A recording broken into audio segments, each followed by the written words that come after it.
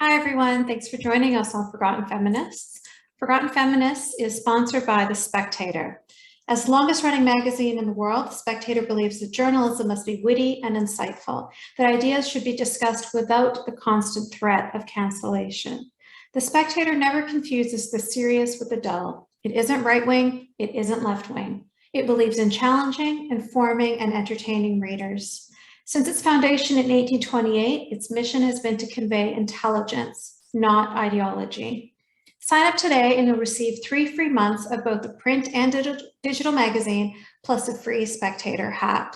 Just use the offer code Yasmine at checkout to redeem the special offer just for listeners of Forgotten Feminists. Thanks again. Welcome, everyone. Thank you so much for joining us on Forgotten Feminists. Ahlan, Reem, nawarti Forgotten Feminists. It's so good to see you. Thank you so much for joining us. Shukran, Yasmine. Thank you so much for inviting me. This is an honor. I wouldn't believe it if someone told me, before when I was reading your book that I would be invited by you to interview here. It's surreal. I'm a huge fan, as you know, and it's a pleasure to be here. That's very sweet. Thank you so much. I'll never get over that. It's I love knowing that I've reached people, because that was I'm so grateful to Sam Harris for pushing me to write the book, because I wasn't going to publish it.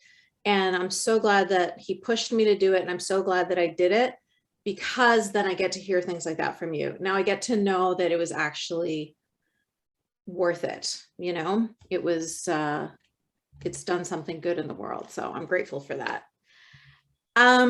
So I would like to start off today by talking about your home country. So you are from Oman, which is one of the Gulf states, and we hear a lot about women from Saudi Arabia, women in Afghanistan. We hear a lot about how women are oppressed in these countries, in Iran, but we don't hear a lot about women in Oman, or we don't hear a lot about people in Oman in general, because your country is teeny. 𝗏𝗏𝗏 is really small, but they cause a lot of problems, so we hear a lot from them. But I'm just curious to talk a little bit about your impression in general.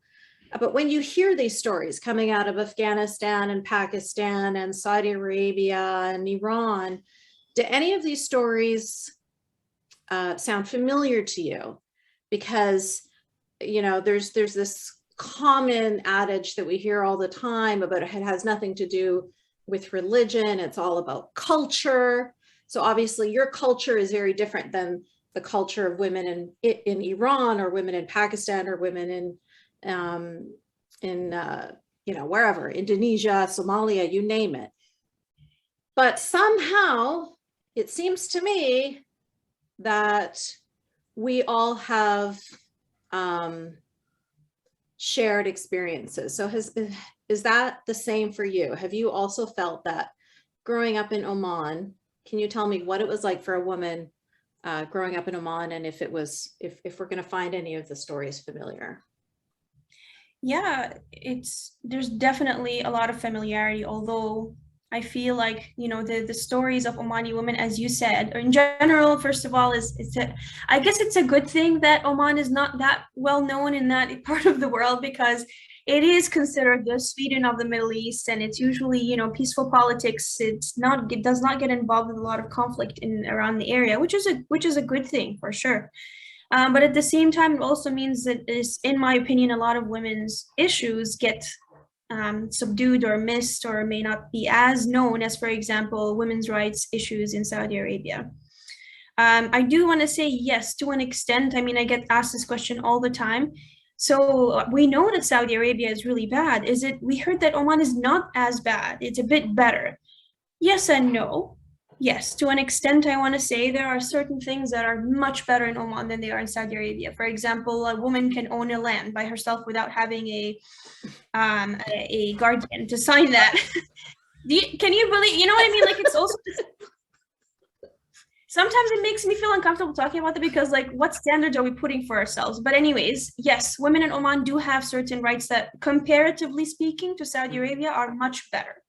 However, I hold where I come from to a much higher standard than that. And I feel like we deserve, women in Oman and every woman in the world, but specifically where I come from, deserve rights that should be, you know, addressed at a high standard. They do talk about, yeah, you know, do you have more women in the workforce? Yes. Is it enough? Absolutely not. Do we have enough women in politics? Not really. I don't think we have any. I mean, Oman and you know, a lot of other GCC countries, women don't really have much of a political power, so to speak, to influence decisions. Even when it comes to the parliament or Majlis al-Shura that we have, very few. I think the percentage of women, or there's like maybe 2 or 3 women per year, per cycle, sorry, in Majlis al-Shura. So there's a lot of work to do. Yeah. If you want to compare Oman to other neighboring countries, yes, there are things that are better. Are we there yet? Absolutely not. Do we have a lot of work to do? Yes, absolutely.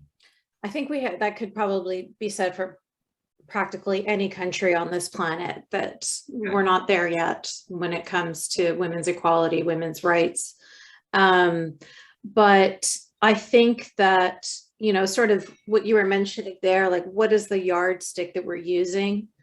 I think it's important to acknowledge that the yardsticks that we're looking at are very different. Like obviously nobody's there yet, but the spectrum of where we are is very different. And when you look at Muslim majority countries in general, where women are tends to be, you know, at the very end of the spectrum. Now in Saudi Arabia, they have these guardianship laws that they're trying to sort of reform, and they're changing them. Things are getting better. Women are being allowed to drive now.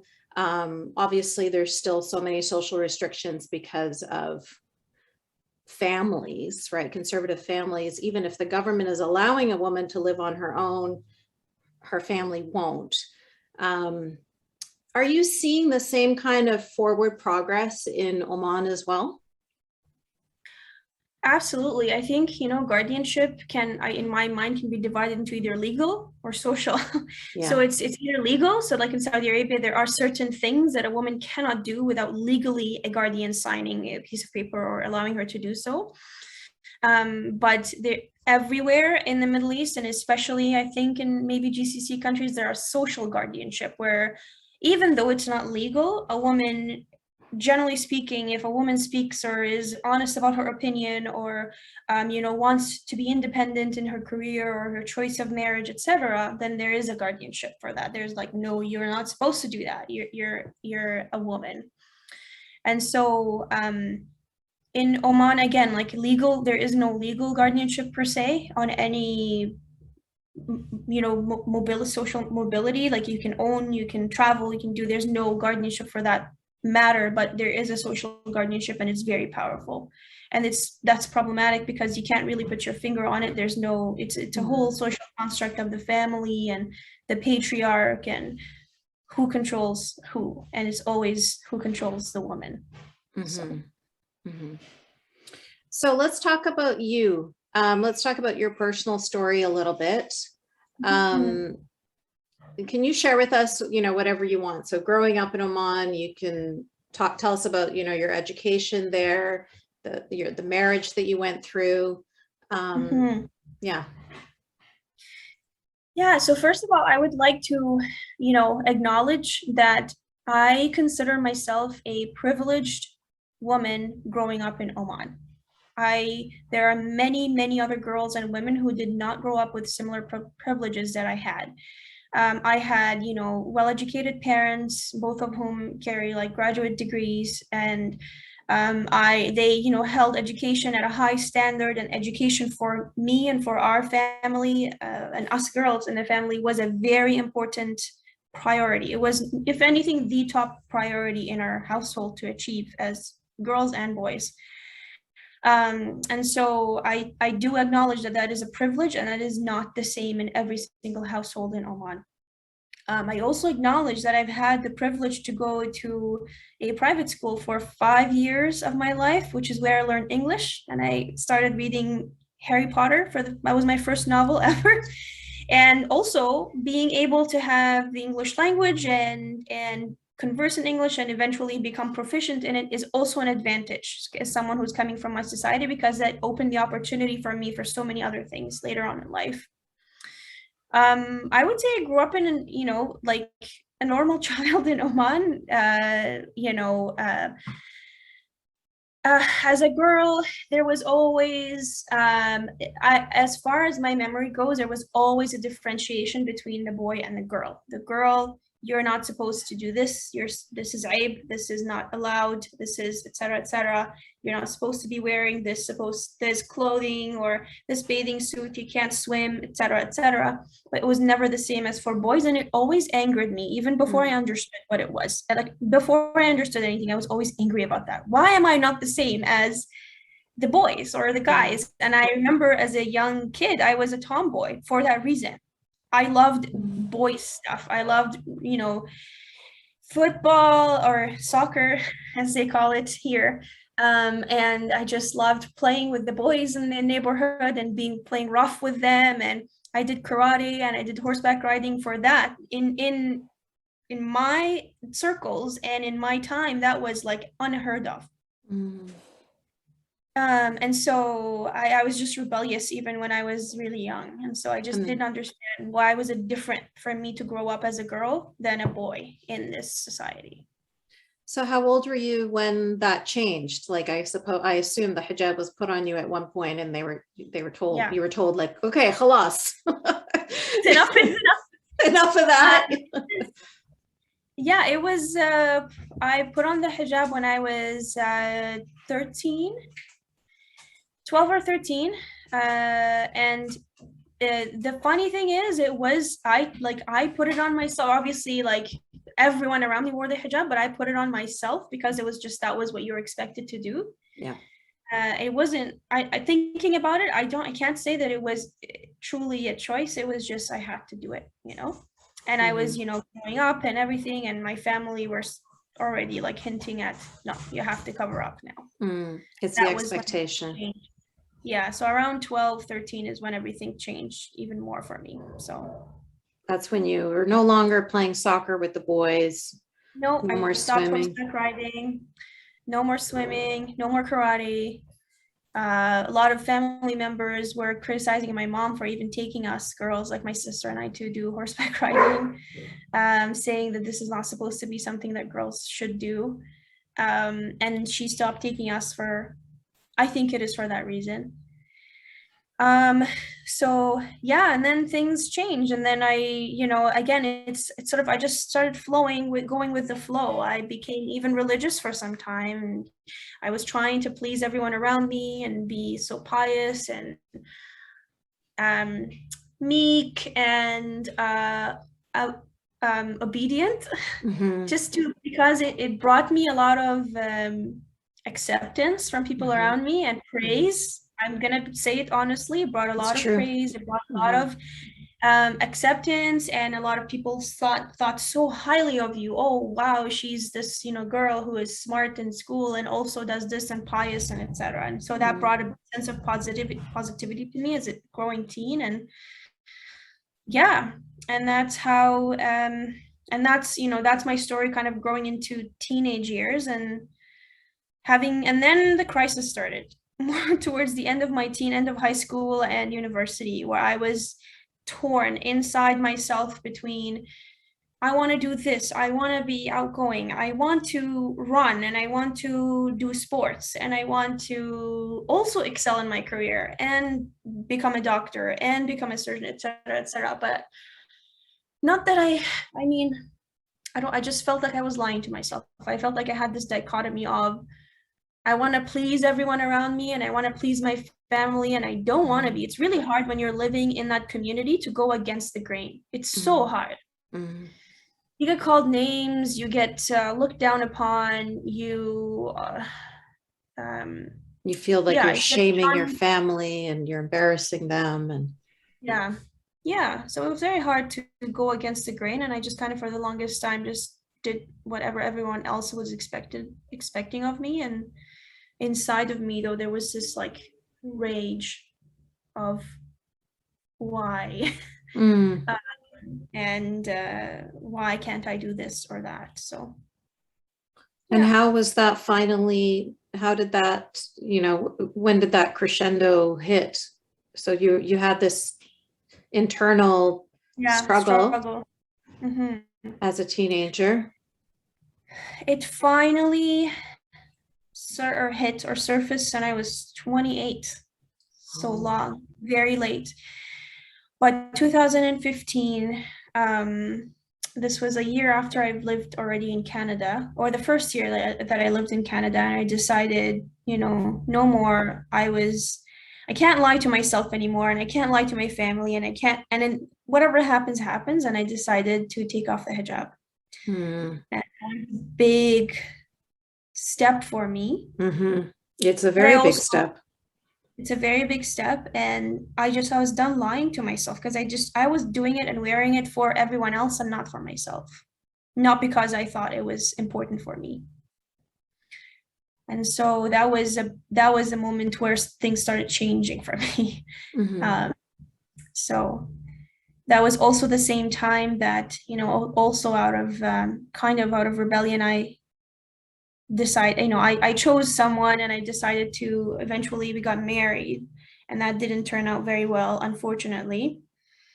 And because I know you asked the question about how, my marriage and how that went also, because that is an important part of my life that I, would like to share today, is that not going into the details of the, the relationship and everything, because it's not only my story to tell, but eventually when I decided to leave the marriage, that was the part that was extremely frustrating. And it was what made me the most angry about being a woman coming from where I come from, to be honest.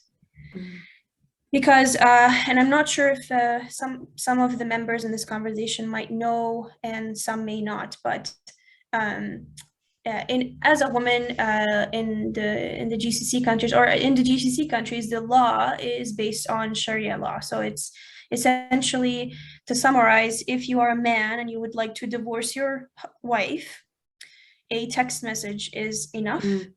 Legally, you're legally binding, and it's enough for a man to divorce his wife legally. Does he have to say it 3 times though? Does he have to text her 3 times? There is something about that, or I'm not sure about the specifics of it.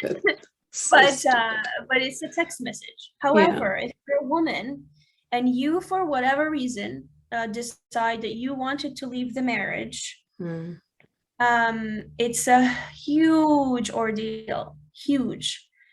It requires you to have a lot of money, a lot of support from your family and from anyone that you can lobby to support you. This is my experience.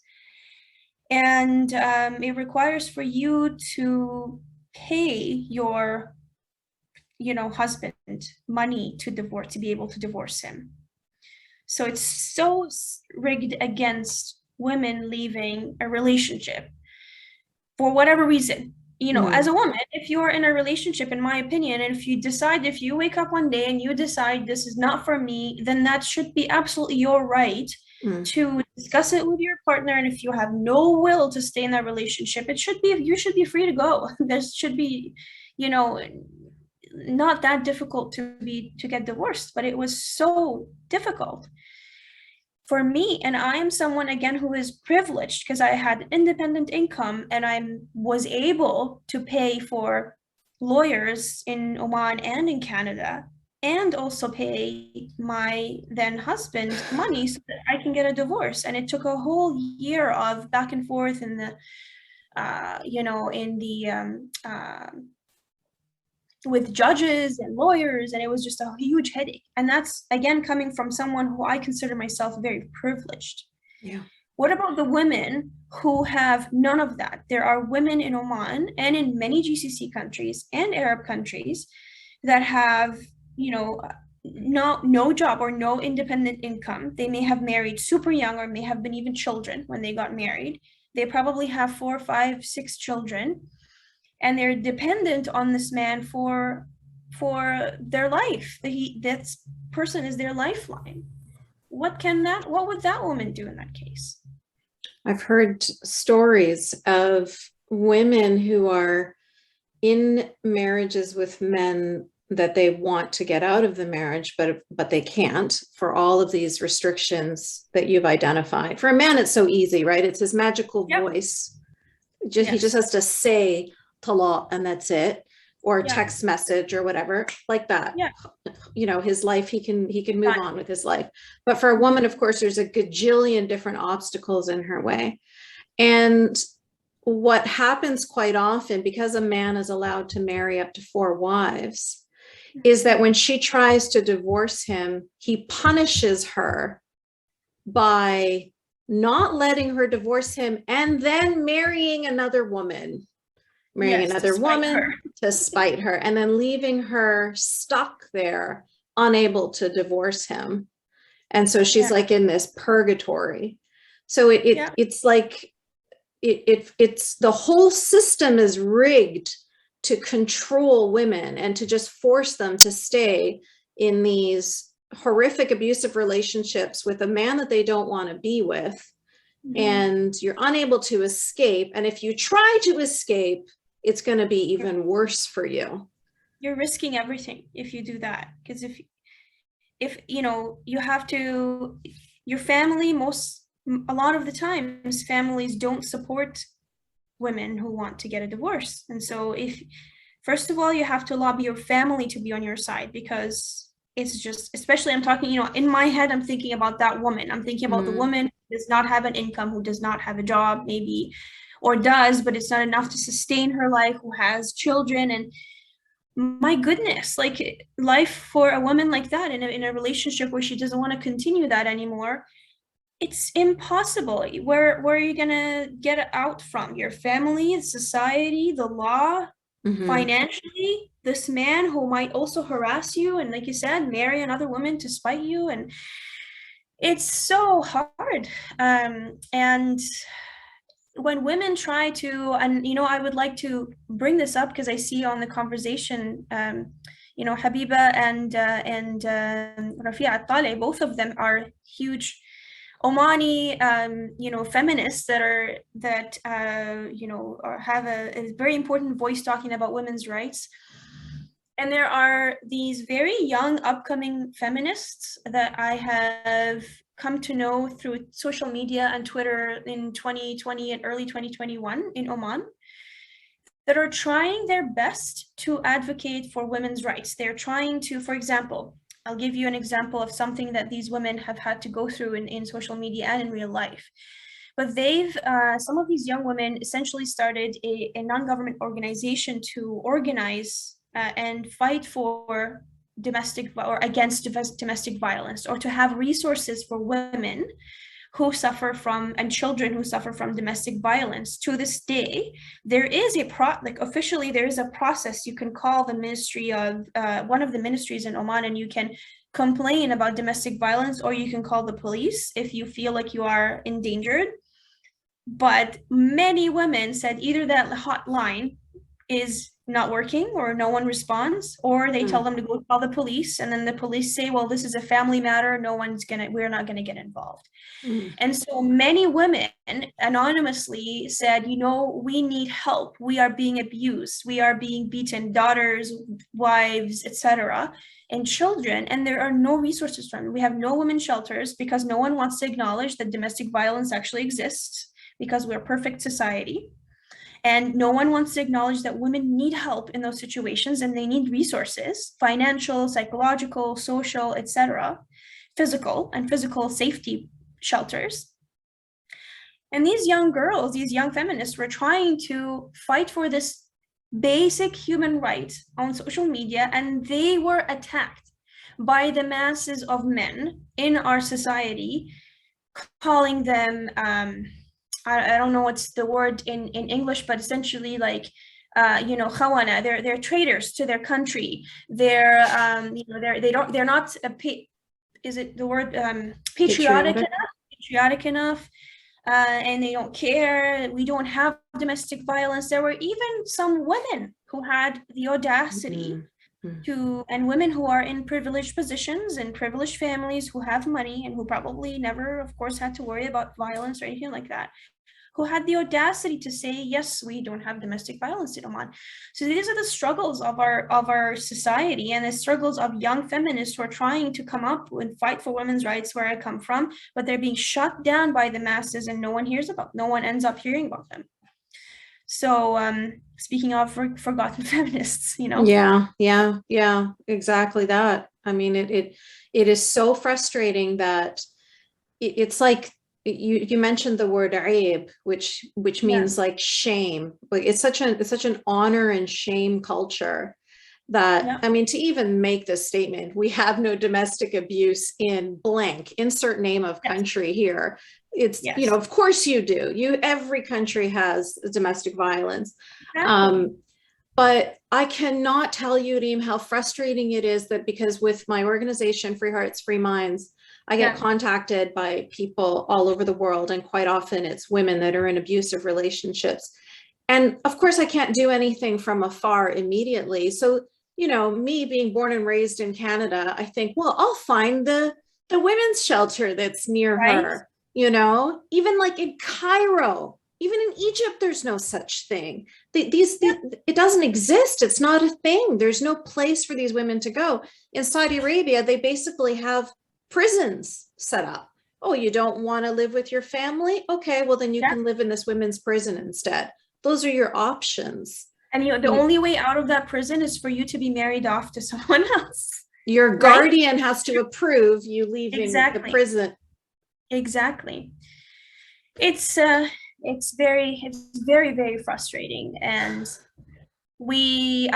I applaud these, young women for speaking up and being brave, and even myself, honestly, if anything, I feel like their bravery in a way inspired me to be brave and start talking about these issues as well on social media. But it's hard when everyone around you shuts you down. Yeah, because they don't want to admit it. They don't want to air their dirty laundry. They want to defend, they're either going to bring it from, like you said, from a nationalistic, patriotic point of view of like, you're not being, you're being a traitor to your country, or it's going to be, you're being a traitor to Islam, you're being Islamophobic, you know what I mean? It's like, they have to somehow find some way to negate what you're saying, to make, instead of focusing on the negative thing that is happening, they want to focus on hiding that negative thing because of the shame that surrounds it. Sure. Yeah. And you know what? I feel like this is such a twisted way of looking at patriotism and caring about where you come from. To me, the way I see it, if I care about my home, just a simple, my apartment, okay? If I care about it, I will criticize it. I will see something wrong in it, and I will be like, okay, how am I going to fix this? It means to me, criticizing something and providing solutions, to me, is an act of care and of love. 100%. It is not an act of hatred and being against my own country. If I didn't care, I'll be silent, in my opinion, are the silent people who don't want to say anything. Beautifully if I have a student who I am teaching that day and they are struggling with something, to me, if I care about them, I will be honest with them enough. I care for them enough and for their career and for their future to sit down with them and say, listen, I see that you're struggling with 1, 2, 3, 4. Here are my suggested solutions. What do you think? It's an act of care. But it's viewed back home in not just Oman, but in a lot of the GCC countries. If you criticize anything in your social construct, then it is you against something. It doesn't make sense to me. I care about my country, and I care about the women in my country, and I care about where I come from. I want it to be a friendly, supportive environment for everyone that lives in there. And to nourish the development that the country has been through since the 1970s to now. We've been through a huge shift. Why are we stopping? Why are we happy and complacent with where we are right now? No, we need to do more because we care, you know? Yeah, I totally agree. And it's frustrating that not many people see it that way. So let's talk about, so in Oman, and as we mentioned, in some other countries in the Arab world and in the Muslim majority world, we're seeing women moving in this trajectory. We're seeing progress happening. We're seeing the ripples of feminism. We're seeing so many things that, you know, that make my heart soar. I'm seeing the women in Iran are fighting so hard. I'm seeing, you know, it's just so many wonderful things that are happening. And I feel like things are moving in the right direction. Unfortunately, here in the West, we see things moving in the opposite direction. So one thing that caught our attention, both of us, was the cover of, you alerted me to it, was the cover of a magazine that had a picture of a little girl. I mean, she couldn't have been like 4 or 5 years old, in hijab. Which, I mean, you mentioned it yourself. You wore hijab when you were 12 or 13. I wore it when I was 9 years old. And I come from like a very fundamentalist, like your family encouraged you to get educated. My family laughed at they're like, what do you need? You just need to know how to cook and clean and please your husband. You need to know how to obey, be a good, obedient wife. That's all you need to know how to do. You don't need to go to school because of course you're never going to work because that's a shame. You know, of course, a man is going to take care of you. So I came from a very different household than yours. But even so, hijab was put on me at 9 years old. Like, to see it on a child that young is really only in the most extremist of extreme families. And I have seen kids, like little toddlers. In fact, my niece, it was put on her that young. But it's, you know, we know that when it's put on a child that young, that is not a common sight. That is an extremist thing. This is not like a grown woman choosing to put this on her head and making her own informed decision. This is a little toddler. Yes. And to see it on the cover of a Canadian magazine, I mean, that just must turn your stomach. Yes, absolutely. It's actually on the cover of the Canadian Medical Association journal, which is even worse. And so, yes, so the story was, this is the cover of the most recent edition, or one of the issues of this journal. And it is the official medical journal of Canada. So it has a lot of prestige, and it's, you know, highly sought after. And there was this, as you said, a picture of a toddler. Like, I think our estimate, me being a pediatric surgeon in training, probably 3, like 3 or 4. It's really young and in a hijab. And again, as you mentioned, we don't really see it even in Oman. I didn't see a 3-year-old wearing a hijab. And so to me, there's this strange, extreme support of everything that comes from the Middle East or any Muslim majority countries. It's like this excessive wokeness. I don't know how to call it even. Like, we're going to support you no matter what, even if, oh, you're Muslim, 100%, absolutely, do whatever you want.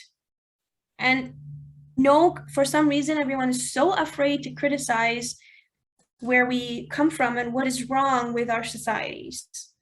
We suffer, women in Muslim majority countries suffer every single day of oppressions that are because of the control of women's bodies, no matter what shape or form they take, including the hijab, right? And then we come to the West, and then I see in what is supposed to be a very liberal society who supports LGBTQ and who supports women, and then suddenly there's this girl who is wearing a hijab. And to me, that was so anger-inducing, because it just does not make sense. And it really, you know, it's like taking all of these women's suffering and everywhere else in the world and just throwing it in the garbage. Yeah. And that's what I think in my head. It's like, doesn't matter, because here in Canada, we're just going to support you no matter what you want to do. And this is where extremism starts. Yeah. So all these women that are fighting in all of these countries, instead of the women with power reaching out and supporting those women in their fight towards feminism, they're essentially supporting their detractors. They're supporting their oppressors. They're supporting the extremists. They're pulling these women down. They're holding their heads underwater and it's the opposite, you know, like they have the power of either of helping these women or sitting down and shutting up. Like those are your two options. But Absolutely. to work against these women is just absolutely unforgivable. Like I felt the same rage as you. I feel it all the time. I mean, there's an Olympian from Iran in Taekwondo, and she left Iran. She spoke so publicly about the fact that she was forced to wear the hijab in Iran. Her profile picture on Twitter right now is literally all hair. Like she's so happy to be able to just, you know, let her hair out, express herself, be who she wants to be. And the Olympic Committee posts, you know, it's a celebration tweet about her, but they chose a picture of her in hijab. And they've done things like this before. There was an Iranian woman who is winning a Nobel Prize in math, and same thing. They chose a picture of her in hijab to share. And these are women who have fought so hard against the Islamic regime in Iran to have autonomy over their own bodies, and then to have the Western, you know, massive institutions like, you know, the Nobel Prize Committee and the Olympics diminish all of their work by supporting the propaganda of the you know, Islamic regime. Right. Like, to me, like, why is it such a big deal? Like, women who wear hijab or don't wear it every day, like, why is it such a big deal here in the West? If someone chooses to wear the hijab, let them, like, okay, who cares? Let her do whatever she wants to do in her own, with her own body. That's her right. But don't make it a huge deal. Like, don't make it sound like this. It's in a way, if you look into the subtext of this kind of these messages, it's racism, because it's like, for example, going back to the child. So somehow it is okay for a small child in Canada, a toddler, 3-4-year-old, to be wearing the hijab, which we all know, and whether this is, if people accept this or don't accept this, it is a symbol of women, of control of a woman's body, meaning you have to wear the hijab, aka you have to cover your hair and your body, etc., because it is considered to be like a fitna to men, etc., etc., etc. But this is, you're translating this to a child. And that's somehow okay because this child is brown or because they're coming from another country, and that's okay. If you do the same thing to a white child, my goodness, you're not, if you say that a white child has been subjected to sexualization of their body, it is even disgusting to even say that. It makes my stomach turn to even think like that. Yeah. But that's not okay. So it's double standards. Yeah. Yeah, absolutely. And so 100%. That makes sense to me. And why is it such a big deal for, also, again, I would like to bring this up, is that a lot of women in the Western world who choose to wear the hijab, like, you know, go on and on about how I have the choice to wear this and I have the choice to do this. Well, ma'am, you are talking from privilege, because women in the most Muslim women who are in Muslim majority countries, which are the majority of the Muslim population in the whole world, don't have the choice that you have. They don't even have the privilege, like women in Saudi don't even have the privilege to come on social media or on Twitter or on YouTube to say that I have the choice to wear my niqab. Like, they don't even have that. No, it's unheard of for a woman to even speak. Yes, and because so, your voice is also aura. That's right. So I should translate all these words. So fitna means like chaos in the land. It's against Islam. Like if a, you know how you hear, maybe you've heard these things about women in jeans are the reason why there's earthquakes and, you know, things like that. So it's basically like if a woman is not covered up, then she's causing men to sin. She's causing disaster. Yeah. And so when you put it on a little child, so what are you saying? You're saying that this little 3-year-old toddler, you're sexualizing a toddler is what you're doing. Yeah. So that's to define the word fitna, and then to define the word aura is like shame, nakedness. It needs to be covered. Private parts. Right. Literally, aura in Arabic means private parts. Yeah. Like so your hair, vagina, breasts, all the same. It's the same. And you're including your voice sometimes. Yes, like a exactly. Lot of women to say your voice is aura. Yeah. So anyways, so that's and then the other point I wanted to make about choice and hijab or covering your body. If you claim that wearing the hijab is a choice, which in some societies and for some women growing in specific households or cultures, etc., might be a choice for her, then it should also be equally a choice for a woman to take it off. In other countries, it wasn't a choice for me. This is my personal experience. It was my choice to do it, but it wasn't really a choice. I had to go against the grain. I was ostracized by family. I was ostracized by community. I was called names because I took it off in my circle. And so is that really a choice then? Not really. So if it should be equal. If it was equal for you to have the choice to wear it, it should also be equal for you to have the choice to take it off. Absolutely agree. Otherwise, it's not a choice at all. Choice. I have so much that I want to say. There's so many more things. I want to relate to so many things that you've talked about. But I do want to be fair and open it up to everybody else in the discussion here. So I'm going to open it up to gallery view here, guys. And please raise your hands if you have questions or comments for Reem. As well, you can write something in the messages for me there, and I'll read it out for you. So I just want to mention one thing here. Reem sent me, Dolly sent me a message, and she said that there used to be a women's shelter in Egypt, but it was shut down. So that's helpful. Which is shocking. It's a country. I mean, I just, there's like over 90 million people in the city of Cairo, I think. And then like you've got the whole country and there's not a single woman's shelter there. And then she just went on to describe for us fitna means temptation, civil strife. that's what happens. And then in Arabic, the term aura means defectiveness, imperfection, blemish, weakness. However, the most common English translation is nakedness. Thank you so much for that, Dolly.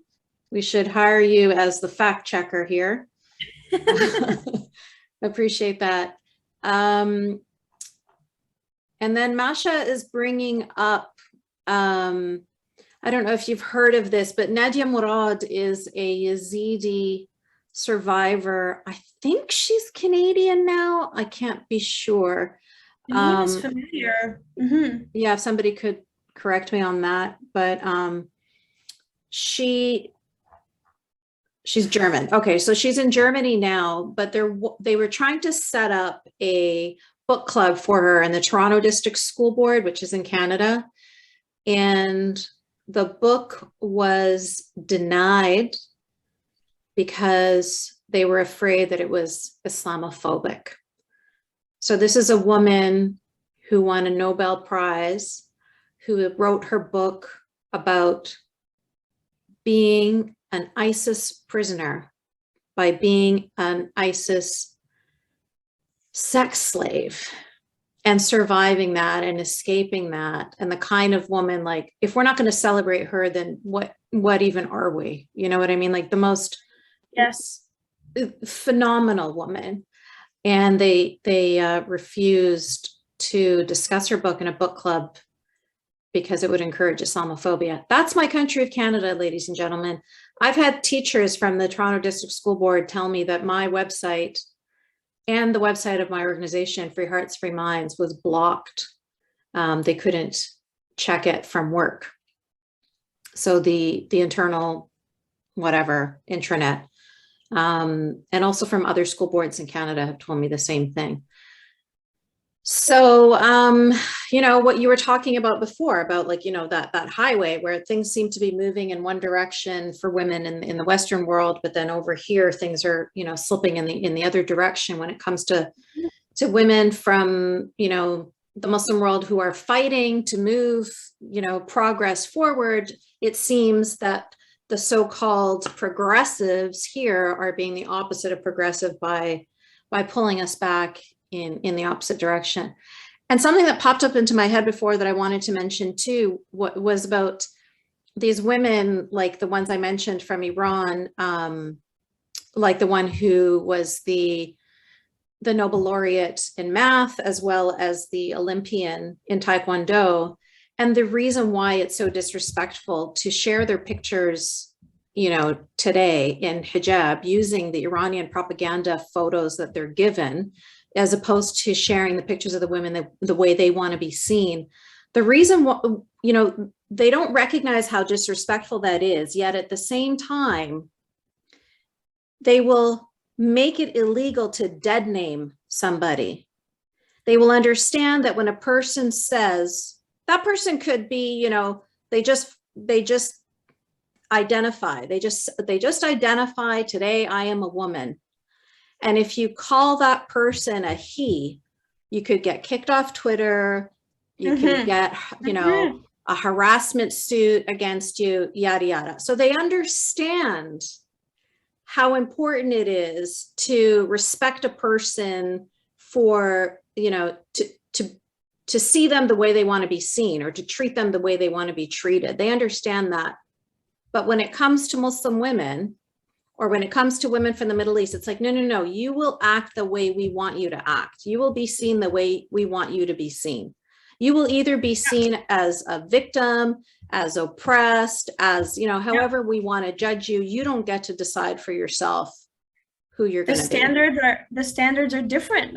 Is racism. So then you accept lower or different standards for someone who comes from a different country, most likely a brown person coming from the Middle East. The standard for what you think is acceptable for that person's experience in life is different than what you would accept for someone else.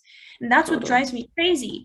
Yeah. Because like I said, it's extreme liberalism of like, we're going to support you no matter what you want to do. But then also we're going to support these ideologies that will oppress women, kill them, have honor killings, bury them into the ground, cover them up so that they don't exist anymore, have no choice over whatever they want to do in life, and that's somehow okay. And that doesn't make any sense to me, and it makes me really angry. Accept the same standards, otherwise you're a racist. Yeah, I totally agree. These are universal human rights. These are not Western human rights. Yeah. Yeah, absolutely. 100%. Okay, we have a hand raised by Rafia. Yeah. Thank you very much, Reem, for this,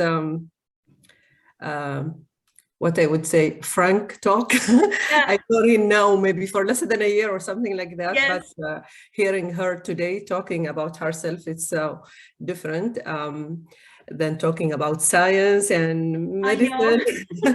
Okay, so yeah, and I like this conversation a lot, and a lot of the things that Reem mentioned and talked about, the struggle, the personal struggle she went through.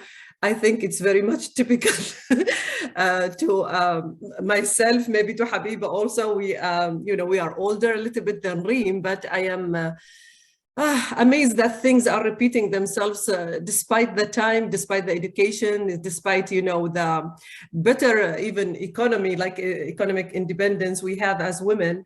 I started also this like long time ago, but it needs courage, and that's what I want to greet in Reem, because, you know, doing something really bold, like not wearing hijab, okay? It's something really bold, which I couldn't do, okay? I keep asking myself all the time, you know, I also was very religious, and I have a background like you, Yasmine. Like my family is very religious. My father is 𝗝𝗢𝗚𝗆, maybe another word we need to explain, but he was a sheikh of religion. So I grew up in very educated, in fact, religious environment, not like ordinary ones like people want to wear hijab because they saw other people. No, you know the reasons, or you read them as the Islamic fiqh. So I would like to say this, it's not defending any other people's choices, but I think I am also privileged in a different way, additional way, which that, thanks God that I knew Islam in a better way than many other people, not only women, because it wasn't easy for me to accept a lot of the things we are talking about when I was in my teenage. So my father, the sheikh, with his amam and everything, I will be arguing and talking. Even my father sometimes will be angry, but also he was open-minded. And that's what helped me. Reem said, like, the family is very important. You know, I went through all kinds of, you know, attacks when I was in the school, but then when I was in the university, I studied journalism. I became a journalist when people never heard about a woman journalist in Oman, like very few, maybe one or two.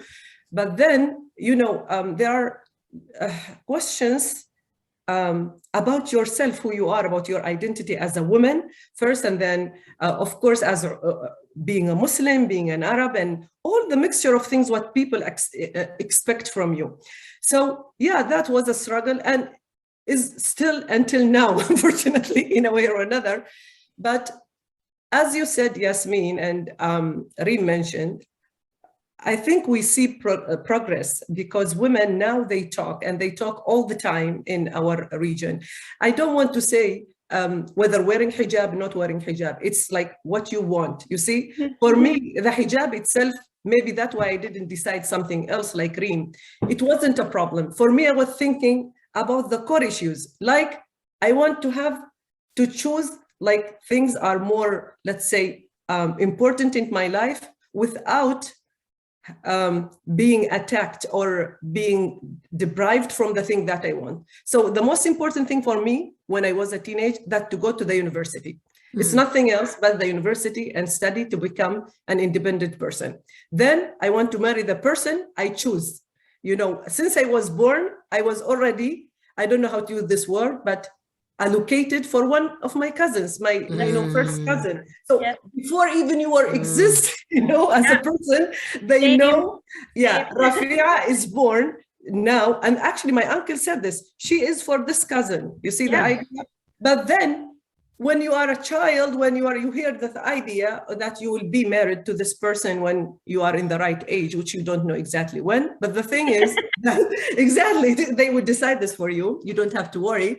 So, so when you grow up, then when you are a teenager, also you cannot talk about issues like marriage, relationships, anything. And they put this idea in your mind since you are a child. Then, okay, when you start to wear hijab, it's a different idea. As Reem said, you know, it's naturally happened because everyone wear it. And I just want to mention one thing, like years later, I have now two daughters who are above 18. So my older daughter, when she was like 14, she thought her life was ruined because now she has to do a lot of things like adult women, you know, just because it was like at this critical age. But I told her, forget everything. You don't have to do anything related to anyone else, but do what you feel you want to do because there are no obligations.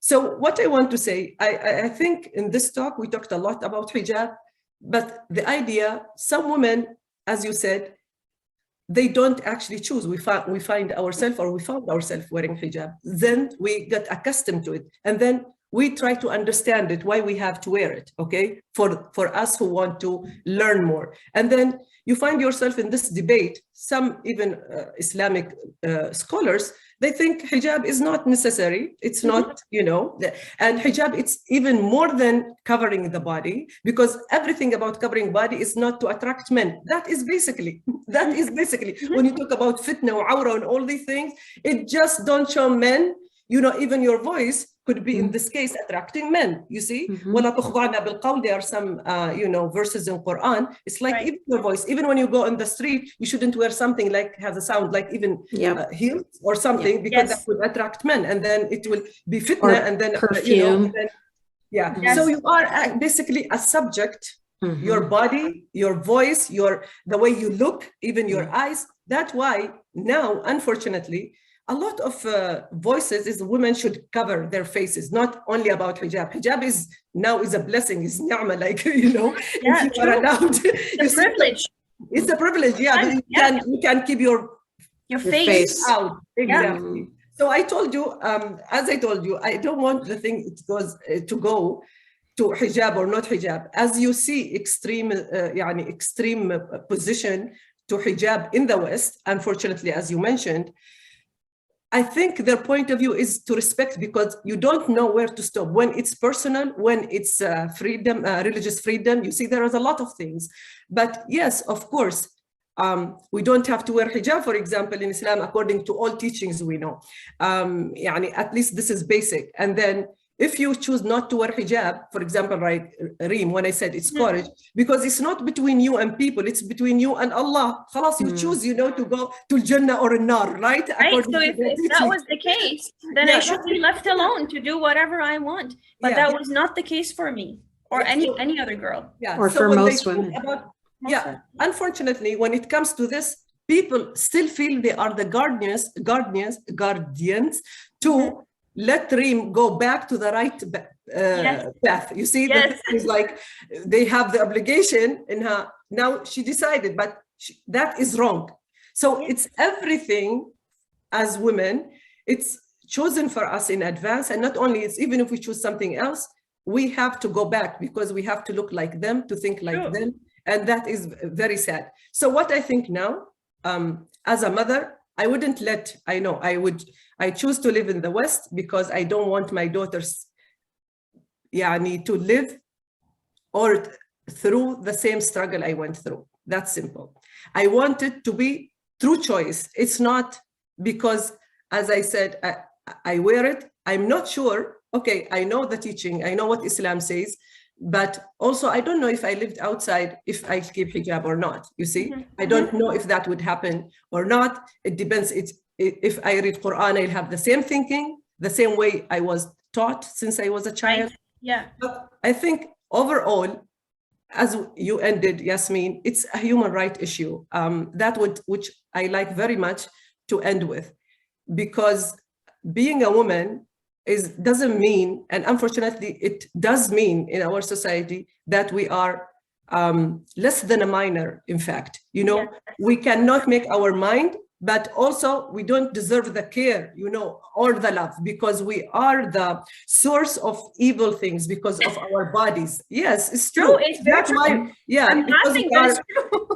Because we are, the source of the fitna, of the aura, of, letting men even doing bad things. So men are not responsible for anything. No, of course not.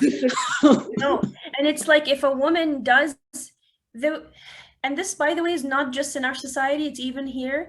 A woman who is audacious enough to be herself and to do whatever she wants will wreak havoc anywhere. If you're a woman and you choose to do what you want and not what anyone else is telling you to do, if you want to truly be free, you are absolutely bound to wreak havoc wherever you are. And especially where I come from. And so I actually wore this sweater for this event today, and it says "Kun hurran," specifically for this, because this is my hope for every woman, especially where I come from, is I want to be free to make my own choices that obviously don't necessarily, as long as it doesn't physically cause a harm to another human being, I should be able to do whatever I want. Yeah, but unfortunately, even the freedom itself, is interpreted in a different way. Exactly. You want to be free to do something wrong. Not Oh my God, that's what my mom would say. You want to be free? Exactly. Well, I had this with a family member. Like a family member attacked me very recently, the past 6 months, saying, oh, you took off your hijab and you're living in Canada because all you want to do is go to bars and nightclubs and dance naked. And I'm like, do you even know what I do? I have no time to eat. This is my first weekend off in 2 weeks. But who goes to the nightclubs and dances naked? What do they think is happening? Like, I wish I had the time. Like, what is this? This is the thought. If a woman says, I want to be free to do whatever I want, or takes off the hijab, then she's immediately, she must be, you know. Can I say something, please? I would like to mention Habiba, although she is silent today. She's like among the toughest women, let's say, women rights advocates in Oman. A long time ago, she started with very unusual things like women's sport in Oman. You know, the women should do, you know. So I knew Habiba, of course, long time ago, but like we had this. You know, joint project we started where we also met Reem, which is Muntada Omaniyat, like Omaniyat Forum or Omani Women Forum, something like that. But, and we talked about a lot of women issues, and, you know, we're still being attacked. But Habiba, actually, she's a very strong force to continue to do this, despite she was among the people who were like attacked the most in Oman, because I have to say she's the bravest among us. Because she would say whatever in her mind, you know, regardless of what is happening. Like I wouldn't dare, I have to say that, but I'd be like, yeah, behind her. I will try to, as Reem said, conceptualize or talking intellectually about the issues, but Habiba, yani, in all sorts of. So Habiba, she lives in Germany now because she couldn't get her son the Omani nationality or citizenship because his father is not Omani. So I think issues like that are, I don't want to say more important, but they are important to focus on. Like when women have, you know, equal rights legally, they can feel they are like equal human beings and also feel, you know, the justice and the fairness in their society. They don't have to flee the country in order to, you know, have a family union. She cannot leave her son and she cannot stay in her country where he was born, where he's lived all his life. He feels he's Omani, the Omanis feels he's Omani, but yet he cannot be Omani. Yeah, so we have issues like these. A lot of them, and there are a lot of Omani women and GCC women and Arab women, with exception of a few countries only who grant this, you know, right to women, as you know. So, you know, I still think myself, Reem and Habiba, we are privileged because we could be independent women, you know, whether through our education, our families who gave us the space to navigate our lives, to make real choices in our life, you know. But there are like thousands of women, unfortunately, despite their education, and that is very sad, despite their, you know, economy independence, in fact, their work, and a lot of women are working, but they actually live in under a lot of, you know, pressure if they want something different, you see, yes. And or to say we are here and we don't want what you think it's right for us. And this is very sad. And that's what I think we should focus on. Even the word feminism, for example, or being feminist, yes. She knows it's like means you are something really very bad. And not only this, you are you know, promoting propaganda for Western and not Islamic, not Arab, not, you know, even ethical, you know, issues. And this is very recent, Rafi'a. Like we recently, and Habiba was very involved in this. And some of the very young feminists from Oman that I was talking about, they started talking about feminism in social media and you know, advocating for feminist principles, intersectional feminism, and all of that.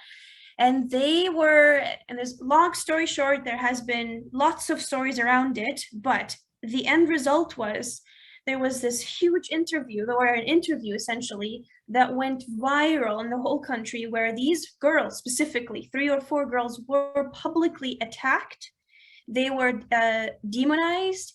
they were attacked for their, not just for their opinions, but personally. Like they were called names and they were belittled and shamed because they were feminists publicly. And there were certain individuals, including one of them or two of them. One of them is actually a university professor in the biggest university in Oman, which is Sultan Qaboos University, which is where I graduated. He's a professor in the university, and he shames feminism public. Like he basically sells this idea to everyone in Western ideology that is trying to invade our society and our girls and turn them into sluts. Okay? Basically. Oh, Habiba's back. So it was a huge attack on these young women, and even my own mother texted me, who does not go on social media, and we haven't been talking that much for a while. She texted me saying, what is going on with all this feminism? Actually, you know what? Now that I think about it, I don't like the word feminism. I don't like 𝗬𝘀𝗢𝗨𝗧, and I was like, Mom, I actually found 𝗬𝘀𝗢𝗨𝗧's book through you. She had her books growing up, and I'm like, what is going on? It's just because of this propaganda, and suddenly feminism is such an evil word. So I think there is a huge movement. There's a grassroots boiling process going on in Oman, I think, and I'm very proud of it. And it is led by a young generation. And I foresee this becoming very powerful in the future. I don't know how soon, and for sure they're going to be shunned as much for a long time. Like, you know, Rafia and Habiba know much more than I do. They've been in this for a long time. But I do have hope that in the future that Omani women will be able to fight for what they deserve. Dolly is saying in the comments here, in Egypt, it's a slur to call a woman a feminist. And yes, of course, that's the same in a lot of the Middle East and North Africa, which is why I wanted the word feminism, feminists in the title of these discussions, is because I want to take back that word. I mean, it is starting to become a slur over here too, for different reasons. But I think that, we need to take ownership of the word feminism and of feminists, and to not let it get debased. Yasmine. Habiba. Yeah. Okay. Habiba. Okay. Habiba, give me 1 second. I want to say about something Yasmine mentioned about the word feminism. In fact, we just recorded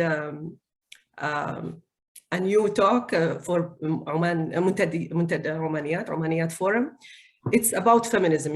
I was, Habiba, she remembers this. We didn't want to use the word feminism, when we talked to the Omani audience, for the same reasons we were talking about now. But then we decided, and we'll have this maybe next week, talking about feminism and call it feminism, and what does it mean, feminism, in different ways. I started from the very definition of Cambridge, what does it mean, until the Islamic feminism, if it exists, you see. Because I think we should reclaim the being feminine, because long time we said we are women rights activists, women rights defenders, but we are feminists. Since we were born, we are feminists, and we didn't want to be associated with it because of the slurs and the things they accuse us of. But now, since they actually, one of the tweets we were discussing, that they said now the most dangerous 3 things against the Omani society, I think it was being gay, being feminist, being atheist. You see, these 3 things. So we have to fight them all, because these are the dangers. I know so many gay feminist atheists. So there's probably some in this call right now. So funny. I think Habiba wanted to say something. I would love to hear. Speaking of feminism, we have such an iconic feminist here. Thank you for joining us, Habiba. Thank you, everyone. Hello, I'm very pleased to be here.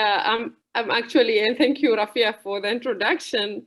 I actually was quiet because I was keen to know the other side of Reem, other than the science and as a doctor. So it's like we were discussing with Rafia, we're gonna know who the real Reem is now, other than the doctor. But yeah, I'm happy to be here, and yeah, feminism is finally Miracle decided at the end of her era to admit that she's a feminist. I don't know why she waited 15 years to say that. I'm interested to know why. Going back to the hijab, funny wise, I was never wearing hijab. And it's very difficult to be different in the family. But when I started women's rights advocates, I started with women's rights in sports, because I think that was the only space ahead at that time. And in the first, I was as a player, so I was in my tracksuits with short hair, boyish, talking about sports and women right to play in recognition officially. But later on, I was nominated to be a vice chairperson in the Omani Volleyball Association, and that was the first position for women to hold. So I was keen to drag more women into sports, to play and to be in the management. And that time I was interested to form national team, or women national team for volleyball. And the obstacle was, I mean, Reem was talking about the bullying, online bullying. It was always there. It's just now the tools are more, the social media. I was bullied everywhere. I went in this path, you know. So I decided to wear hijab in the 90s because I had to knock every family's door to convince the parents or the husband or the brother to allow the daughter or the sister to play volleyball. So my target was, first I was a rebellious young woman. I don't care about this hijab, whether to wear it. It's my choice not to wear it. But then I became in charge of promoting women's sports and dragging women into playing sports. So what is it more important to me? To bring these women in to play sports, or to show that I'm rebellious and I don't care and go to hell, all of you? So to me, it was to bring women in to play sports. And the appearance was very important. I'm sorry to say that, the appearance in the media, the appearance, because the attack I was getting those days, we're talking about forums. Yes. Mudawanat. Yes. They were saying, yeah, my reputation was always zero in Oman, or under minus maybe, you know. This woman wants our daughters to wear bikini. This woman she's westernized. This woman, she wants to invade our country through Western, I don't know, women's rights. So it's always there, this bad reputation. For me, I had to play the game. I have to play the game of wearing hijab to look, you know, this like you. I'm one of you. So yeah, it worked. It worked very well. Makes you more credible in their eyes. And also respecting, you know, these people, they expect, if I want their daughters to travel with me abroad to compete, that they're in safe hands. And feel that is just to put that 1 meter of a cloth on my head, to me was no big deal. It was more important than be rebellious. So it worked, and it worked more, and I really managed to you know, get more women in sports, and now it's even football. We have women football. So that's my and now it's a matter of a choice. I did not surrender like Reem with this right. You know, it was really hell. I'm telling you every day. You know, you have to be like us, and you have to look like us, and you have to wear the hijab. I wore it when I wanted it, and I took it off when I wanted it. So that with the hijab, with the talking about the other issues with women's rights, I mean, the two, the one thing that I really got the maximum insult in social media is the FGM.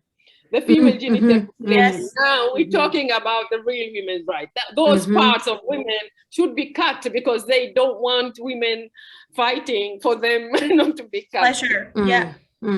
Yeah, and funny-wise, none of us knew how much this practice was all spread around in all over Oman, because nobody was talking about it. Yes. Yeah, I mean, because I enjoy breaking taboos. I don't know why. I get so much trouble. You came to the right place. Me too, Habiba. Same. Yeah, end up in prison. I end up in a big mess in my life. My son was living a messy life with me, but I don't know, these taboos, which really drives me crazy. I can't just sleep. I have to break them somehow. I have to do something. At least I have to feel that I tried to break them. Yeah. So these young girls you talked about, yeah, they, I mean, before we were working as individuals. I mean, Rafia was, her activism is in the journalism and the media, how women can get more rights there. And she was the first woman ever contact me in Oman. And she said, I want to do an interview about the right of your child and married to an Omani. We are talking in the 90s. And I was going, are you going really to publish that? I thought this woman is really strong, man. She said, yes, I'm going to publish it. And she did. You know, but I was really amazed. How could those in the 90s is one of the taboos that you cannot talk about. So we used to work as individuals. Now this feminism, and it was easier to break us. It was easier to control us. Now these women, they decided, these young women having the right tools, they decided to work as a group, as a team. Now the danger, these men felt the danger. That's why you see the wave of attacks and criticism happening to them, because they don't want more women to gather and work together as a team. Yeah, that's why how I see it. That's the patriarchy. So, yeah. So you say even the Mufti, recently we were discussing the Mufti office. I think the Vice Mufti, he even have a lecture recently after the talk in the social media about the feminist and the feminism issues. And he had this lecture, help me in translating, like ظهر النسوية, and it's like قريبة من الكفر or something like that. So something is like, he dedicated one lecture for the, for the public to talk about how feminism is actually not atheism, but is kufr, ilhad, more kufr, and it's like it was treated non-Muslims, as non-believers. Yeah, exactly.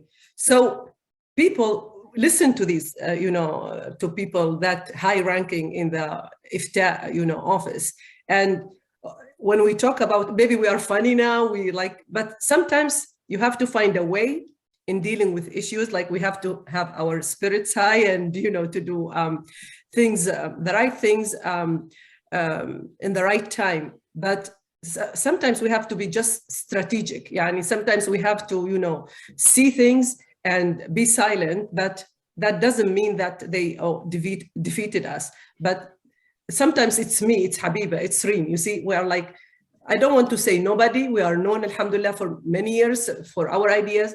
But when you have someone like, the Vice Mufti or high-ranking people in the state or in the government saying things against women or women's rights, basically, and then feminism, people, because they don't know what is feminism, they will think it's kufr. It's like not believing in Islam, not believing in Allah, not believing in anything they believe in. So you will be just out of that circle, and then you will be just a person who is attacking their values, you see, and their culture, and their religion. And then you will be personally target, you can, myself as a journalist, I always have different opinions about different things. So even these different things will be under attack just because I am already, categorized as a person who is not, respecting maybe, Islamic teaching or religious people. And for us, sometimes it's frustrating and it gets so emotional, and I feel so angry all the time about issues happening in Oman. But, you know, having, even if there are very few women feminists that we can talk and we can express, that is relieving for us, you know, and we feel, sure. Yeah, and we can, like, I am happy today, why specifically hearing Reem, as 𝗝𝗵𝗺𝗧 said, we wanted to know the other part of Reem, like why she became this way, you know. She is part of a generation, is younger. I also graduated from 𝗝𝗵𝗺𝗆𝗡 University. I was among the very first groups. And so there is a gap, you know. We don't, as we mentioned, we don't have a movement in Oman. We don't have, you know, any kind of associations. It's not allowed, you know. There is women associations in Oman. They have all the same name. It's Omani Women Association, and it has branches in every Omani district. But when we tried, and we did, to have our own association, it has different name, we didn't get the approval. And then we were gathering illegally, and then we were subjected to go to prison if we continue. So we did a lot of things, you know, we tried a lot of things. And then now, thanks to the social media, I have to say that whether it's bad, sometimes against us, but it gave us a voice. We can, you know, record what we think. We can have it in, you know, Twitter, Facebook, and YouTube, and it will be there, you know, and people, if they want to see it, they can go back and see it. And we don't want someone to hijack us. So now I knew a lot of other Omani women feminists like Reem and others who are younger generations. We don't want them to start from the beginning, the thing that we did and failed, or we did, or, you know, were successful. So now we are learning together. I think we are, I don't want to say more strategic because we are not yet organized, but at least we share, you know, a lot of things in common, and we think we can do something. Like the awareness itself, it's very, very important.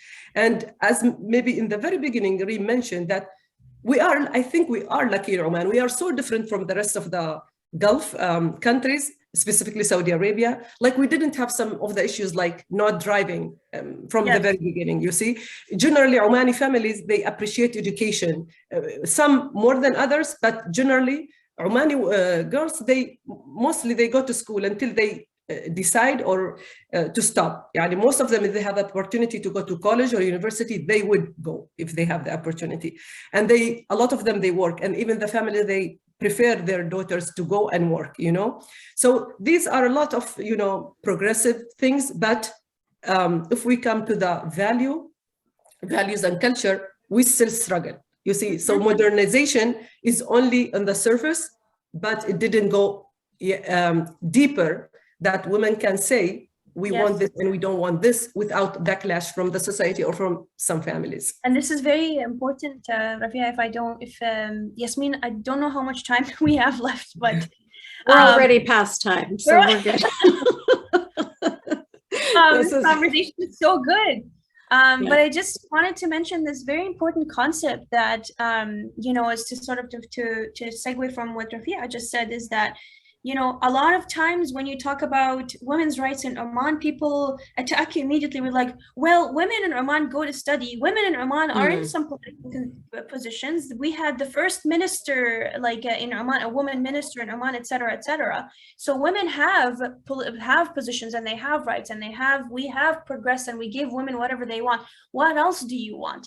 Well, first of all, having these women in those positions, in my opinion, those women are specifically chosen. They come from a specific background, and they are specifically there to tick a box most of the time. We want women in Oman that are able to actually have translatable action on the ground. I don't want to say, like, even, by the way, this is even in the West, even like where I call like a surgery as a culture, for example, they say, well, we have women surgeons. Sure, you have women surgeons, but how many of those women surgeons are advocates for other women? How many of those actually care about women's rights issues of the women who are underprivileged, who are, oppressed and silenced and are hiding in the background? I want women in Oman that are actual leaders and actual allies of other women, and not just as a decorum, saying, okay, we tick the box, we fulfill the statistic of having this number of women in which is, by the way, not enough at all, but like it's just kind of a fulfilling a statistic. I don't want that. I want better from my country, you know? And quite often those kinds of, that kind of rhetoric is used to deflect the conversation. So like I was speaking to some Lebanese feminists who were talking to me about how difficult it is for them, because as soon as they open their mouth, people say, well, you have it better than women in Afghanistan. Well, it's better than women in Saudi Arabia. So they're constantly sort of belittling their struggle. Thanks for having the standard so low. You know? Yes, exactly. Yeah. Instead of, looking towards what could be, they're saying, well, it's better than the worst. So just be happy and sit down and be quiet, just the proverbial race to the bottom. Yeah. Yes. Yeah. I mean, what you were mentioning about 𝗲𝗡𝗆𝗆 and her child not being able to get citizenship, and that happened to me too, because my dad isn't Egyptian and my mom is, and I was always wondering, like, oh, do I get to get Egyptian citizenship? And like, no, you can't, because only your mom is Egyptian. And I didn't understand that as a Canadian kid. I was like trying to understand, like, but I don't get it. But you're a parent, just like the other parent is a parent. But it's such a, I couldn't believe that, Rafia, when you mentioned it was in the 90s for you to write this article was an act of courage, like that even in the 90s, people were unwilling to address something that is so obviously sexist, and I think that I just want to talk a little bit about the hijab for a moment, because it kind of, I use it quite often as a point of contention, like with my free from hijab and my no hijab day and all that stuff. It's not that, it's kind of like what Reem said earlier, like if a woman wants to wear it or doesn't want to wear it, it's her business, it's her body, it's her choice. It doesn't include anybody else. And so the fact that it's such a big deal, it's such a big deal for the way people judge you. And 𝗲𝗡𝗆𝗆, you explained to us how people judge you. You became so much more acceptable to them. You had so much more credibility once you put a cloth on your head. You're the same 𝗲𝗡𝗆. You're the same individual. You know what I mean? Like, you're not going to suddenly treat their daughters better because you have a cloth on your head. You know what I mean? Like, you're still going to be a good person regardless. But it's like they judge you so much by this piece of cloth. They make it the big deal. It's my body, it's my head, it's my choice. So the fact that anybody else would have any opinion on the matter is so ludicrous. Whereas a lot of these other women's rights issues, they're big and they're messy and they have so many layers and there's other things involved. You know what I mean? Like if we talk about the citizenship issue, like that's massive and there's laws in place and yada, yada. But a hijab, a woman wearing it or not wearing it, it should be an easy, simple, nobody else's business. Why are we even talking about this? But it has been my experience and the experience of so many women, I've lost count, that was the point where your family disowns you. That's the point right there where your family says, okay, khalas, we're done with you. For me, like that was where my mom threatened to kill me. She was like, I cannot have that. It's such a, it is a piece of cloth, but it's not just a piece of cloth. It has so much meaning behind it. And to me, it's like control. It's like the handcuffs. And if you refuse this control, if you refuse these handcuffs, if you deny, if you do not allow people to control you by putting this cloth on your head, then they're so threatened by it. They think of it like you have just caused fitna that we were talking about, right? Like you've just caused this demolition on the planet. It's like, no, I'm making a decision based on my own body, my own head. That's it. But, so that's why the hijab becomes such a point of contention, not because the women choose for it to be so, but because the society around us makes such a big deal about it. And it is, like Yasmine, you're saying, it's very accurate when you say it was a turning point. It's like for me also, when I decided to take it off, it was, and it still is, a point of sadness in me, although it became much less now than say in 2015, but it was a point of, that's the definitive moment in time where my relationship with my family, specifically my parents, just changed. It's not the same anymore. Although I'm the same woman, I'm the same person, I pursued the same career, nothing else much changed in me or around me, except me showing my hair.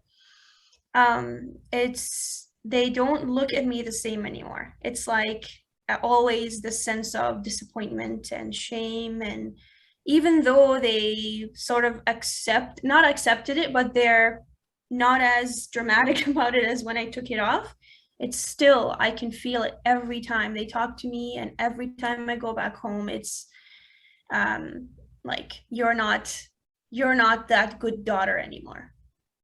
And it's very sad. It is, but I am seeing a lot of mothers, sort of like what 𝗬𝗀𝗏𝗧 was saying about having 2 daughters now and allowing them to have the choice whether they want to wear it or not wear it. Sometimes you're planting seeds. And so, it's harder, of course, for women like 𝗵𝗎𝗏𝗏 who are in the front lines, because then you were getting all of the hate so early on, but you're also shielding it for all of the women that come behind you. And so it's the same for you, Reem. Like you're going to have cousins, you're going to have nieces, you're going to have all sorts of people in your family that are going to see you and recognize how much you've accomplished, and how they're going to look up to you as a role model, as a mentor, and if recognize. True, sorry, that is if their families actually allow them to get to know me on the positive side. That is before their family gets to me, because otherwise, once your family starts saying, no, don't follow Reem, or she's not a good person, she's not a good woman, stay away from her. That's probably I agree. I'm the bad aunt. Every family wants not to communicate. You see my ideas, like I hope even if this is recorded, I wish this will not appear in public, unfortunately. It will. That was so I cannot tell you what I want to tell. No, be careful. This is going on YouTube. I didn't care about what I want to say. Yes, it's the most dangerous things is your ideas, of course, and then you become the dangerous person in your family, you see, because they know they are powerful, they know they are appealing for the younger girls, they feel, that society or families don't treat them, equally or just or fair or as they deserve. Sometimes they are better than their, male counterparts, but still they treated in a way or another as they are like less human beings, less, smart, less in everything. And yes, these ideas, they were always, not welcomed from my side to be said or discussed in front of some of my family members, because they afraid that their daughters or maybe wives or anyone, I'm gonna corrupt, you're gonna corrupt them. Yes, yes. So you have to make an agreement. And equality. And then you had to make this agreement if you want to, as Reem said, to have this basic relationship between you and your family members. You see, it's like, okay, we should respect each other regardless of what we think about each other, you see? So if you are too religious, I don't like to be that. I respect you. I don't tell you to be like me. So also, if you think I am liberal, despite how I look, so leave me this way. So, the problem is like, for me, it's like the other generations or the younger ones, I feel responsible, you see, I cannot turn blind eye. And it's very difficult because you feel it's unfair, because you want to tell them if they have different ideas, different perspectives, different feeling about their identity or who they are, they shouldn't be ashamed of that, and they should think they are right to express it. And because that was the struggle I and, you know, Habiba and Reem and other women, of course, went through, that we always felt there is something wrong about us. And that took a long, as Americans say, a big chunk of my life. Like, and unfortunately, it came after 18, maybe because when I was still in my small community, that even until the high school, people would accept me, this like in Rafi'a with this, you know, different crazy ideas, you know, reading this book, but still I am related to them. As Habiba said, you want to be acceptable. So the idea of hijab, it wasn't a problem, frankly, for me at that time, or never was a problem, but then it was something I thought about a lot, you know, being Muslim, being women, is it a choice or not choice, you see, these ideas. But when I went to the university, where I thought I'll find more, you know, open environment where, you know, people are in a certain, you know, level of education, it was the most difficult, you know, time in my life, because I think Dolly sent to us when she removed the hijab, she felt naked. For us, when you not wearing the abaya, you know, you feel naked.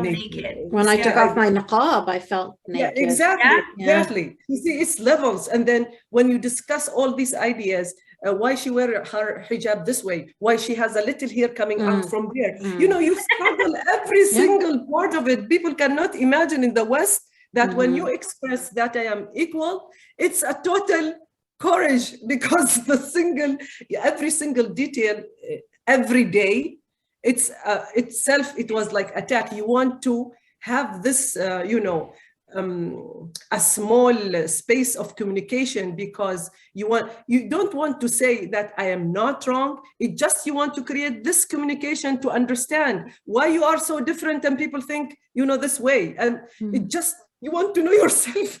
And then by the end, you know, for me, like I thought for a long time I'm wrong. I don't know if people somewhere else live differently, but living this way, there is something wrong with me. And that was for many years of my life, until, you know, then you read more, you open up to, you know, you travel, you see other women from own society, and that is very important. You don't only see women who live somewhere else, people who live at the same environment and they have different ideas and they are just like you, they are attacked, they are, you know, as you say, questioning and confused.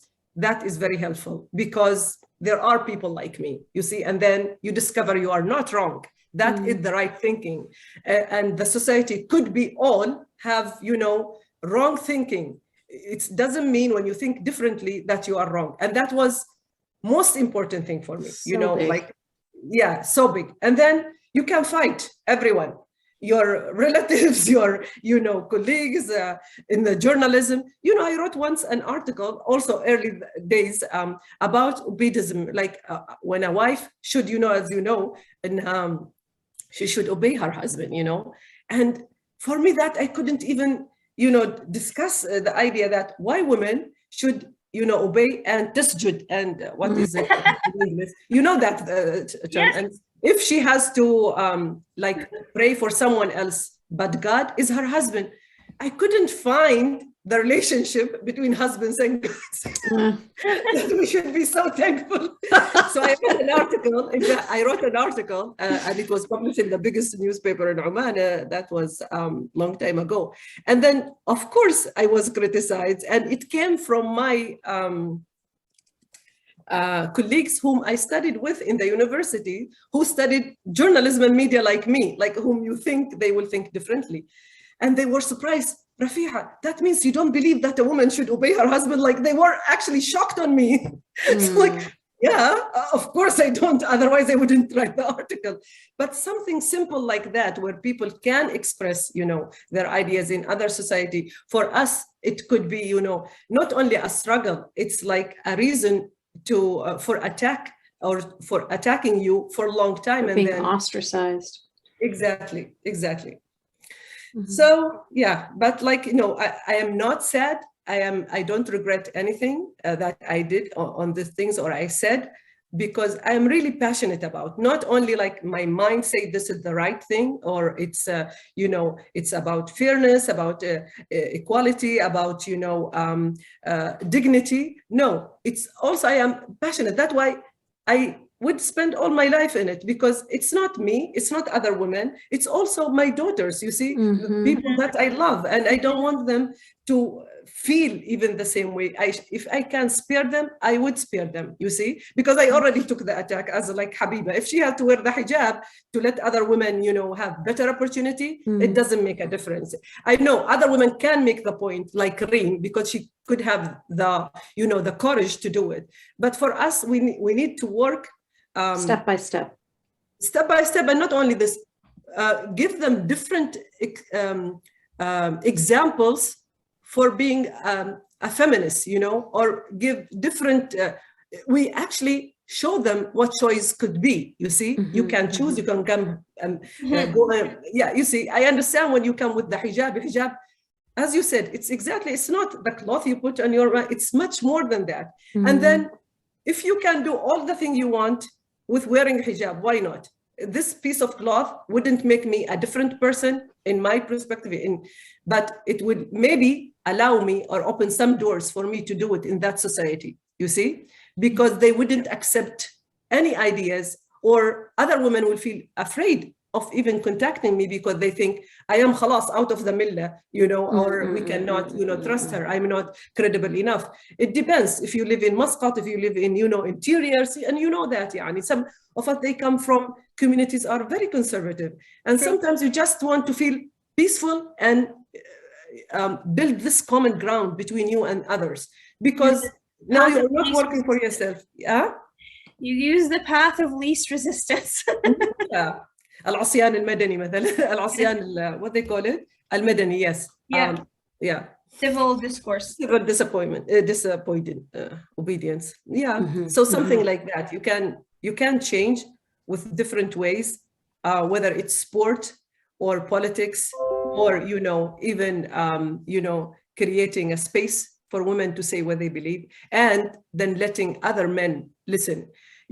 What I think it was good about Omaniyat forum that we created is that we had men talking in this. And, fortunately, let's be optimistic that we had even men who are very religious, in fact, and they are known in Oman as religious intellectuals, who were very much with women's rights, you see, and they will talk about Islam that is not the way it is. For example, when Reem talked about the divorce, the Muslim among us, they know that a woman can divorce her husband, but the system wouldn't allow her, and then she can, when we talk about al-khulu' and divorce, and even the qadi can divorce her if she had the right. The problem is that the men can say it, as you said, inti talaq, you are divorced, and that it's not only written, documented, it's a word, it's like magic. You are divorced. Like abracadabra.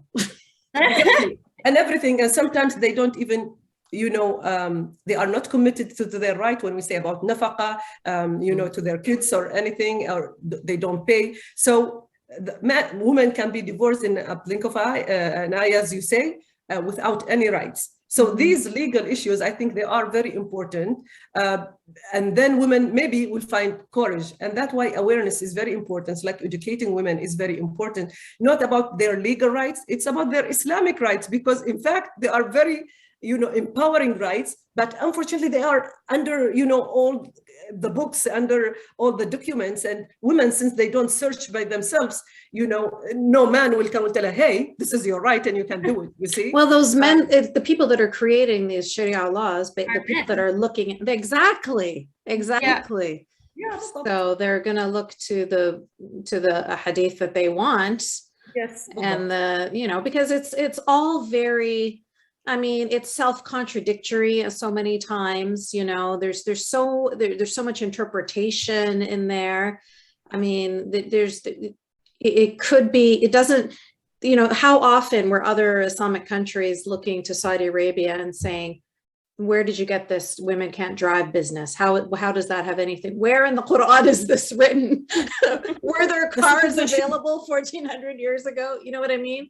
Like they just choose to make it as restrictive as they want, and then they lean on, they'll lean on this one particular area. They'll say, oh, therefore she can't drive. Like, well, 2 + 2 is 57. Like they're just, they can do, so women could do the same thing if women were involved in these processes. But, honestly, even though we brought up so many obstacles that women are facing, I am feeling such a sense of hope. I'm feeling motivated. This is really great. Like talking about all of these issues. I could never have these conversations growing up in Canada. I couldn't have these conversations. So that the fact that girls can have these conversations, that they can read, what 𝗬𝗀𝗼𝗺𝗧's articles, or they can, read about what 𝗵𝗎𝗺𝗺's done, or they can hear, what feminists are up to because they're going on YouTube or Twitter or whatever. The fact that their minds can be opened and that they can see there's different ways of doing things. There's so many battles. There's so many fights. Like you don't, it's not like one is more important than the other, but there's just so much work to do. And it's to have the support of each other is invaluable. I mean, 𝗬𝗀𝗼𝗺𝗧, what you were saying about not that moment of realizing I'm not wrong, like, oh my God, I have to send you my book. That was so powerful to me, because that was what it was really about. Like, just you get consumed with so much self-hate. And the way I described it was like a school of fish. Everybody is moving in one direction flawlessly, so synchronized. And you're there like, wait, well, why are we going left? That doesn't make any sense to me. You know what I mean? You feel like such a weirdo, like you feel so strange, so uncomfortable. You feel wrong. And so for the fact that women today can hear other voices, can see other women, can feel validated in their fights, I mean, I feel like that's a win. That's such a win. And it's really going to propel us so much faster, because you're not standing alone anymore. Women can link hands and work together, which, like you mentioned before, Reem, like that's what angers the patriarchy more than anything. They don't want women to support each other. They want women to continue to fight each other, because when they're busy, oh, 𝗍𝗎𝗍𝗧𝗧, like whatever, like you're jealous of other women, you know what I mean? Like, it's beautiful. It's beautiful for them, right? Just keep the women fighting each other, and then they can continue to live their life happily. Be controlled, and then they can continue to be controlled. Yes. Yeah. But if we say, no, we're going to support each other, and we're going to defend each other, and we're going to work together, then they don't stand a chance. No, they really don't. Yeah. I hope you ladies join us in future discussions. I know you came here for the wonderful Reem, and of course, everybody who's here came for the wonderful Reem, but we do have these discussions. Well, I'm going to take a break now for the next 2 months, but normally I have them twice a month, so every second Saturday. So I hope you ladies will join us in future discussions. It's so good to hear your perspective. I really do want to send you guys my book, though, because like it's just unbelievable how can I send my different address? Yeah, absolutely. Don't put it in the messenger, but I'll message you. Connect you. I'll connect the three of you by email. Yeah, just the way the fact that I can never get over it. It happens so many times, and it's still amazing to me how women from such different backgrounds, such different experiences in so many ways, we have such a core that is indistinguishable from one another. And we have this, I don't know what that fire is that we all have, but just that thing that's in us that didn't allow us to conform, that pushed us to critically analyze and question and think. Like, I love finding that quality in other women. I love finding that fire in other women. And it's just when Guardian Reem is writing in the comments there. Just me being ridiculous. Yeah, no, it's beautiful. I love it. And yeah, J.K. Rowling is another example of an amazing feminist. So yeah, so anyway, it was an absolute pleasure to hear your voices here today. This is a perspective that we don't generally get to hear. So it was lovely. Thank you so much for coming. Thank you so much, Yasmine. My honor. It's my honor to be here today. And thank you so much for being so open and sharing so much of your story. We really appreciate that. And yeah, and I will share your Twitter handle, and I am sure that you're going to be getting a lot of questions from people. And yeah, I'm glad you're open to that. I am, absolutely. So before I close up, I just want to ask if there's anybody else that had any questions or comments. I just want to make sure that I don't hang up before you've all had a chance to speak. Okay, 𝗍𝗢𝗏. Hi, thanks. Thanks a lot, Reem, for another great talk today. And I'm just wondering how the Muslim women and the ex-Muslim women in this hall, how do you, what strategies could you, what strategies will you use or could you use to overcome the, I'm sorry for my voice, still got a bit of a cold, to overcome the kind of two-way battle that you face? Because it strikes me that you face an internal battle with the Islamic patriarchy, and you face a battle from without in Western society itself, as Yasmine was saying, where nobody wants to confront Islam because it's Orientalist and it's Islamophobic to do so. So I'm wondering, what strategies would you ladies suggest for yourselves to empower yourselves and give yourselves a stronger voice so that you won't be intimidated by the woke mob any more than you would be by the patriarchy from within? Oh, if I could respond to that, I think that the best way is what Reem sort of alluded to earlier, which is that it doesn't matter where you're from. It doesn't matter what religion you follow or don't follow. At the end of the day, these are women's issues. These are universal human rights issues that we're talking about, and that's what we're going to focus on. So the problems occur when people start to treat people differently based on their ethnicity or treat people differently based on their religion. Then we have problems. But if you just treat all human beings as human beings, then I think that it's best to focus on the issues themselves versus the identities of the people. So that's my perspective.